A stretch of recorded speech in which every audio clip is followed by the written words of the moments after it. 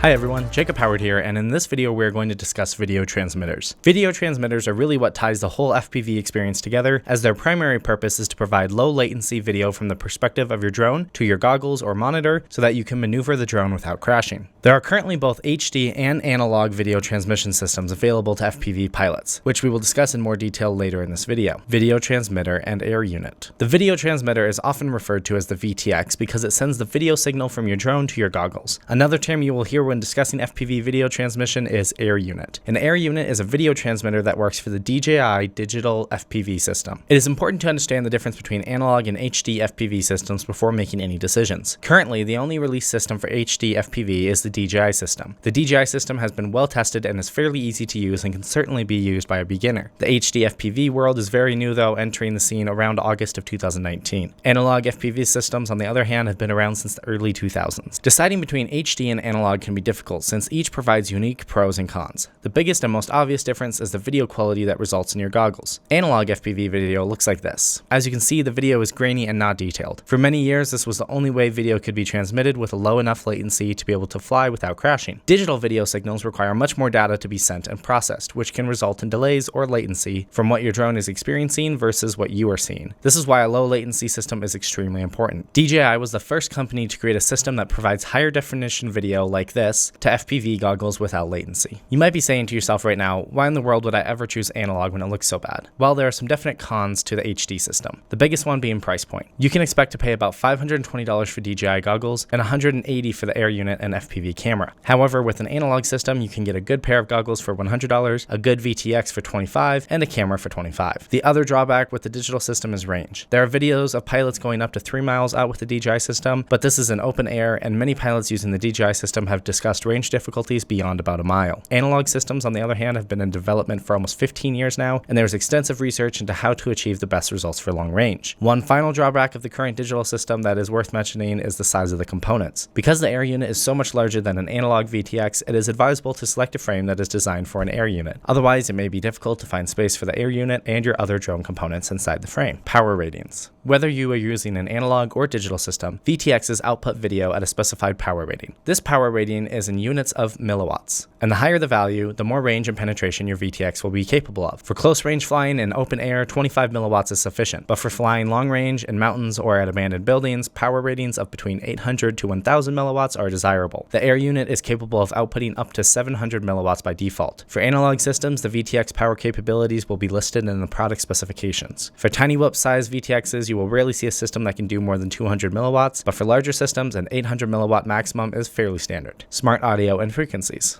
The typical frequency for most VTX on the market today is 5.8 GHz. This provides ample range and penetration for most purposes. However, there are video transmitters available in different frequencies for various specialized purposes. But just because a VTX uses the 5.8 frequency doesn't mean that it is outputting video at exactly 5.8 GHz. Instead, VTXs are configurable within a small spectrum of frequencies. Typically, these fall in the range of 5645 to 5880. These numbers are used as channels to enable multiple pilots to fly at the same time without interfering with each other's signals. The air unit will handle this channel changing automatically and select the best channel without any extra input from the user. Analog systems, however, require the user to decide, and this can be a hassle sometimes. The channel can be adjusted via your firmware configurator, such as Betaflight, but this requires a computer and a micro USB data cable, which you might not always be able to keep with you while you're flying. The other way to change your VTX settings is through a protocol called Smart Audio. Smart Audio is a deceiving name because it doesn't really have anything to do with audio. Instead, it gives the user the ability to change various drone settings like video frequency, output power, tuning parameters, and more through your VTX. In order to use it, you will power on your drone and navigate the Smart Audio menu in your goggles with your transmitter. This is the best way to configure your drone settings in the field. FCC regulations. It is important that we mention here that there are some regulations that affect the use of FPV video equipment. These rules are put into place by the FCC, or Federal Communications Commission. There are a few channels that are not allowed to be broadcasted on, however, these are usually limited by your VTX and you won't be allowed to select them. Output power is also limited to less than 1000 milliwatts or 1 watt. If a pilot wished to operate outside of these regulations, they would need to obtain a ham radio license and any special permits. Antenna connectors. All VTXs and air units use antennas to transmit the video signal back to your goggles. There are multiple considerations when selecting an antenna. The first thing to consider is the connector type. Antennas are made from coax cable, which is a wire that contains an inner conductor surrounded by a conducting shield. There are various types of coax connectors, the most common of which is SMA. You may have seen SMA style connectors used in old TVs. Most antennas will use SMA connectors, however, for a VTX board, these are quite large. There are other small coax connectors that are used more frequently on VTX boards. The most common ones you will see are U.FL, U.FL IPEX, and MMCX. These are all very different, and it is important to know which kind of connector is on your VTX. Often pilots will use what is called a pigtail to convert between one of the smaller coax connectors to an SMA style connector for their antenna. One more distinction to be aware of is the difference between SMA and RP SMA connectors. The difference is whether the center connection is male or female. Here you can see the difference between SMA female and male, and RP SMA female and male. As long as you are aware what kind of connector is on your VTX and that your antenna uses, you can select the correct pigtail to match the two. Antenna types. When selecting an antenna for your VTX, it is important to understand the difference between circular polarized and linear polarized. Polarization in this instance refers to the way a signal travels through space. In the case of linear polarized antennas, the signal path is in one plane only, whereas for circular polarized antennas, the signal path is in the vertical and horizontal plane like a spinning corkscrew. If our drones were flying in one direction only and doing no flips or rolls, a linear antenna would be best for long range because all the signal is focused in one direction. However, FPV drones were designed to be acrobatic, so linear antennas don't always work well for long range. Linear antennas are, on the other hand, very durable and cheap to manufacture. So if you were designing a drone for close range flying, a linear antenna might work great for you. In most all other scenarios, a circular antenna will be the best choice. The next thing to understand is the direction for the polarization in antennas. Typically, you will see directional or omnidirectional antennas. Omnidirectional antennas essentially transmit video signal equally in all directions, whereas directional antennas send the video only directly away from the antenna. Directional antennas work great if you can be pointed directly at the target. However, again, with FPV drones being acrobatic, this does not work well for most purposes. Most antennas used on drones will be an omnidirectional antenna. As we mentioned before, in order to fly with multiple pilots at once, various frequencies will be used. Another method to enable more people to fly at once is using right-hand or left-hand circular polarized antennas. This essentially references which direction the corkscrew shape is going that we discussed earlier. Many races will require pilots to have right-hand and left-hand antennas available. Make sure when you are purchasing antennas for your goggle and VTX that they are either both left-hand or both right-hand polarized. Mounting antennas. One last bit of information that is worth mentioning in regards to video transmission is antenna mounting strategies. You may see long-range video antennas that are extremely long. This is because the further away you can get your antenna from the drone, the cleaner the video signal will be. However, the longer it is, the more likely it will be to break in the event of a crash. Many racers and park flyers will use stubby antennas which are extremely durable, but are close to the frame and perform poorly in long-range use. Antenna mounting takes pre-planning and consideration. Video transmitters are vital to a successful FPV experience, and proper selection and pairing of VTXs and antennas can make a huge difference. Hopefully now you feel equipped with the information necessary to select and use a video transmission system on your drone. But if you guys have any questions, definitely let me know, and have fun flying.